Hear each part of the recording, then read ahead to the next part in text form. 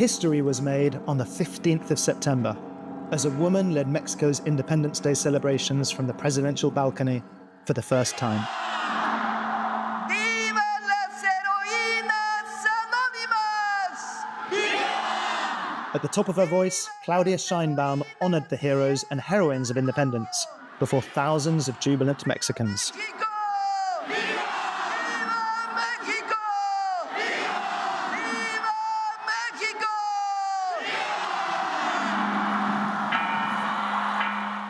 Brilliant, brilliant. I'm so happy, really happy with her. It's a good government. I think we're on the right track. And I just hope we'll always stand by her so things continue to go well for our country and for us. She gives a lot of help to older people. Once they reach a certain age, they get financial support. In Iztapalapa, a working-class neighborhood in Mexico City, Juana is one of the women benefiting from a new social program introduced earlier this year. Take your school card or you'll forget it.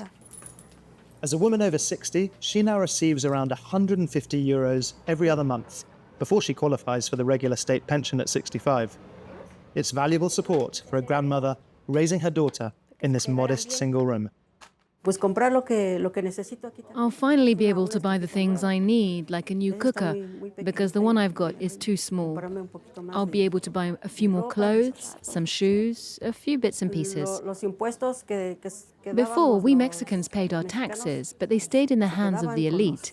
Nothing ever came back to us. With this president, the taxes we pay come back to us. In this disadvantaged neighborhood, residents are already seeing the Sheinbaum method in action with this new cable car line. When she was governor of Mexico City, Sheinbaum built 3 cable car lines like this one. Quiet, eco-friendly ways of reconnecting working-class areas cut off from the rest of the capital. Juana doesn't use it. She gets vertigo. So she walks her granddaughter Kendra to school every day, a half-hour trek through steep streets, in a neighborhood once notorious for violence and gang feuds. Asaltos, balazos, trifulcas. Assaults, shootings, fights. At night, it was really dangerous to walk these streets. But now there's a patrol on almost every corner. In La Raza, in the north of the capital, officers hand out leaflets to residents with the local police chief's phone number, so they can report anything suspicious. The neighbors are the eyes of the police. They see everything that happens in their streets at any hour of the day or night, and they can pass that information on to help us tackle crime. With 20 years on the force, he saw the results of the reforms introduced by Sheinbaum during her time as governor from 2018 to 2023. Today, the homicide rate in the capital is half what it was in 2019. We've expanded the use of technology, from the C2 surveillance camera network and emergency alert buttons, to the My Police app, where people can also call for help. A security strategy now being rolled out nationwide.